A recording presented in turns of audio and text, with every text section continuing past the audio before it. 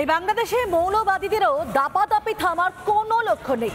আর এবার ঢাকার ভরা বাজারে সেখানে প্রকাশ্যে দিনে দুপুরে নাস্তিকদের গলা কাটার হুমকি দিচ্ছেন জনপ্রিয় মৌলবী। আর সমস্ত কিছু দেখেও চোখে ঠুলি পড়ে বসে রয়েছেন বাংলাদেশের প্রধান উপদেষ্টা। যদি আল্লাহ তার হাবিব সাল্লাল্লাহু আলাইহি সাল্লামের বিরুদ্ধে বেয়াদবি করে যারা নাস্তিকদের মতে, সেটা যদি বাক স্বাধীনতা হয়, তাদের কল্লা কেটে দেবে, এটা আমাদের হাতে স্বাধীনতা। ইউনূসের বাংলাদেশে ফিরল জিন্নার ডিরেক্ট অ্যাকশন ডের স্মৃতি। ঢাকার ভরা বাজারে নাস্তিকদের গলা কেটে গণহত্যার হুমকি কট্টরপন্থী নেতার। বাংলাদেশের এক জনপ্রিয় মৌলবীর হুমকিটা একবার শুনুন। আর মিছিল নয়, এবার শরিয়া আদালতে মুরতাদের শাস্তি ফাঁসি নিজ হাতে আমরা কার্যকর করব। বেয়াদবি করে যারা নাস্তিকদের মতে, সেটা যদি বাক স্বাধীনতা হয়, তাদের কল্লা কেটে দেবে, এটা আমাদের হাতে স্বাধীনতা।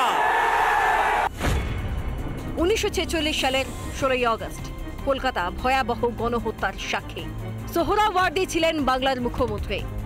জিন্নার নেতৃত্বে পৃথক দেশ দাবি, ধর্মতলায় মুসলিম লীগের জমায়েত, কলকাতাকে মুসলিম রাষ্ট্র করার দাবি, পাকিস্তানের অন্তর্ভুক্তির দাবি, পাড়ায় পাড়ায় মুসলিম লীগের তাণ্ডব, কলকাতায় হিন্দু দেখলেই কোতল।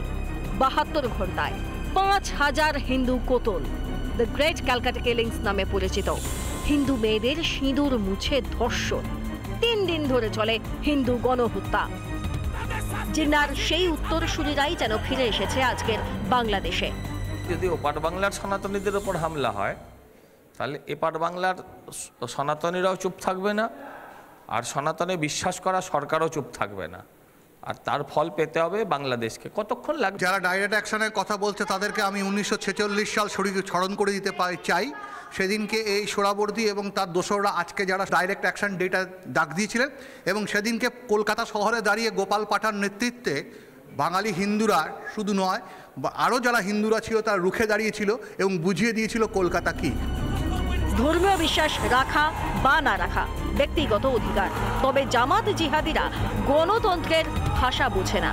এরপরও কি ইউনূস বলবেন বাংলাদেশে ব্যক্তি স্বাধীনতা, সংখ্যালঘুদের স্বাধীনতা রয়েছে? রিপাবলিক বাংলা। ওমানে সন্ত্রাসবাদ নিয়ে বাংলাদেশকে কড়া বার্তা।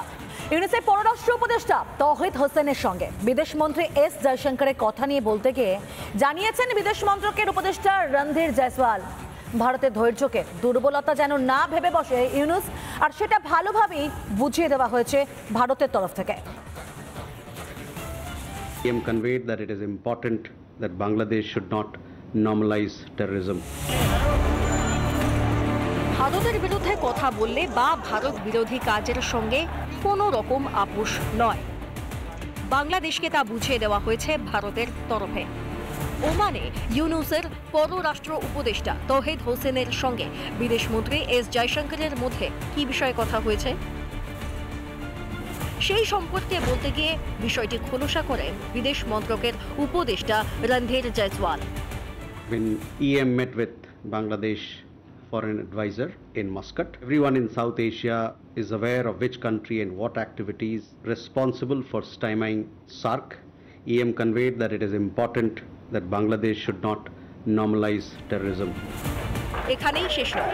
ইউনূসের পারিষদ ও বৈষম্য বিরোধী ছাত্র আন্দোলনের নেতারা মাঝে মধ্যেই ভারতের বিরুদ্ধে যেভাবে বিষ উগরাচ্ছেন, সে বিষয়েও তৌহিদ হোসেনকে কড়া বার্তা দিয়েছে Bharat. Comments being made by certain advisors and what sort of impact it will have on our dealings. Yes, we have taken note of such remarks, which are of course not helpful. Bangladesh যাতে ভারতের সংযমকে দুর্বলতা না ভেবে বসে, সেই উদ্দেশ্যেই বিদেশ মন্ত্রীর এই বার্তা বলে মনে করছেন কূটনীতিকরা।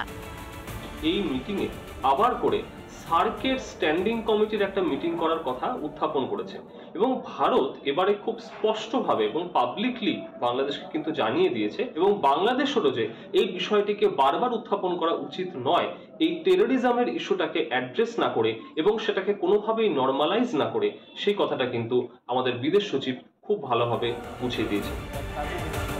এর আগে ভারতকে চাপ দেওয়ার ব্যর্থ চেষ্টা করেছিল ইউনূস। হাসিনাকে ফেরানোর জন্য মৌখিক বার্তাও পাঠিয়েছিল ইউনূসের পররাষ্ট্র দপ্তর। চুনোপুঁটি ইউনূসের বার্তায় বিন্দুমাত্র আমল দেওয়া হয়নি ভারতের তরফে। যুক্তরাষ্ট্র ও পাকিস্তানের উস্কানিতে ইউনূস আবারও যদি কোনো রকম বেচাল দেখায় তাহলে পরিণতি যে ভালো হবে না বকুলমে সেটাই বুঝিয়ে দিল ভারত। রিপাবলিক বাংলা। বাংলাদেশকে তো কড়া বার্তা দিয়েছে ভারত, আর বাংলাদেশে যখন এইরকম একটা টালমাটাল পরিস্থিতি, সেখানে পাকিস্তানের কি হাল? পাকিস্তানে আবার প্রবল গৃহযুদ্ধ। শাহবাজ শরীফ সরকারের বিরুদ্ধে বালুচিস্তানে সেখানে হাল্লাবোল। বিক্ষোভ সামাল দিতে ল্যাজে গোবরে অবস্থা শরীফ সরকারের, আর যার জেরে ঘরে মুখে চুনকালি জঙ্গি পোষক সরকারের। তাহলে এবার কি ৭১-এর পুনরাবৃত্তি হতে চলেছে পাকিস্তানে, আর পৃথক রাষ্ট্র হতে চলেছে কি বালুচিস্তান?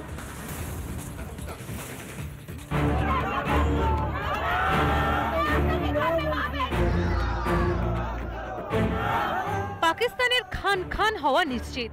গৃহযুদ্ধের জেরবার পাকিস্তানের ১৯৭১-এর পুনরাবৃত্তি হওয়া এখন শুধু সময়ের অপেক্ষা। কারণ বালুচিস্তানে যা পরিস্থিতি তা সেদিকেই ইশারা করছে।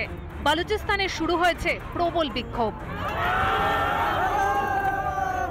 বিক্ষোভের জেরে রণক্ষেত্র পরিস্থিতি। শাহবাজ সরকারের বিরুদ্ধে বিভিন্ন সরকারি ভবনের সামনে নাগাড়ে বিক্ষোভ, যার সামাল দিতে হিমশিম খাচ্ছে পাক সরকার। তাহলে কি পাকিস্তান থেকে ছিটকে যাচ্ছে বালুচিস্তান? পাকিস্তানের বালুচরা স্বাধীন হতে গেলে অন্য দেশের সহায়তা অত্যন্ত প্রয়োজন। এখানে ইরান যদি তাদের সহায়তা করে পাশের দেশ হিসাবে, তাহলে হয়তো পাকিস্তানের বালুচ আলাদা হতে পারে। কিন্তু অনেকেই ইরানও আবার ভয় পাওয়ার সম্ভাবনা আছে যে পাকিস্তানের বালুচরা যদি স্বাধীন হয়ে যায় তাহলে তার প্রতিক্রিয়া ইরানের বালুচদের ওপর আসতে পারে বা আফগানিস্তানের বালুচদের ওপর আসতে পারে। পাকিস্তানে অভাব অনটন নিত্য সঙ্গী। সবজি থেকে রুটি, হাত দিতে গেলেই ছেঁকা খাওয়ার জোগাড়। বেকারত্ব, মূল্যবৃদ্ধিও পিছু নিয়েছে, যার থোড়াই পরোয়া করে শরীফ সরকার। পাকিস্তানের সরকারের একটাই চিন্তা, কিভাবে নিজের পকেট ভর্তি করা যায়। দেশবাসীর কাছে ক্রমশ বিশ্বাসযোগ্যতা হারাচ্ছে পাক সরকার। সেই আবহে শরীফ সরকারকে বেনকাব করলেন খোদ তারই ক্যাবিনেটের গুরুত্বপূর্ণ মন্ত্রী। পাক অর্থমন্ত্রী মোহাম্মদ ঔরঙ্গজেবের দাবি, IMF এর হস্তক্ষেপের পরও আর্থিক পরিস্থিতি বদলায়নি পাকিস্তানের, বলেন সে দেশের অর্থমন্ত্রী। তাহলে কি অতলে তলিয়ে যাওয়ার পথে পাক অর্থনীতি? পাকিস্তানের অর্থনীতি বড়ই টালমাটাল অবস্থা। ওদের যে ফরেন এক্সচেঞ্জ রিজার্ভ আছে বেশি দিন ওদের ইম্পোর্ট কে ফেসিলিটেট করতে পারবে না। সবসময় একটা যোগান এবং চাহিদার বিরাট মধ্যে তারতম্য রয়ে গেছে। মানে যোগান কম হওয়াতে জিনিসের দামও প্রায়শই খুব মানুষের আয়ত্তের বাইরে চলে যায়। এই জায়গায় দাঁড়িয়ে মানুষের হতাশা সরকারের প্রতি ব্যাপক রয়েছে। পাক অর্থমন্ত্রীর এই দাবিতে কষিয়ে থাপ্পড় পড়েছে পাকিস্তানের প্রধানমন্ত্রীর গালে। শরীফ সরকারের সামনে এখন অস্তিত্ব বাঁচানোর লড়াই। কি করবে বুঝে ওঠার আগেই দিশেহারা পাক সরকারকে এবার হুমকি দিল জামাতে ইসলাম। পাকিস্তানের হরিপুরের নির্বিঘ্নে বিদ্যুৎ সরবরাহের দাবি জামাতের। দাবি না মানলে রাস্তায় নামার হুমকি দিয়েছে তারা। রিপাবলিক বাংলা। নানা ধরনের কন্টেন্ট দেখার জন্য লাইক করুন, শেয়ার করুন আমাদের ফেসবুক পেজ, সাবস্ক্রাইব করুন আমাদের ইউটিউব চ্যানেল। পাশাপাশি অন্যান্য ব্রেকিং নিউজের জন্য অবশ্যই চোখ রাখুন রিপাবলিক বাংলায়।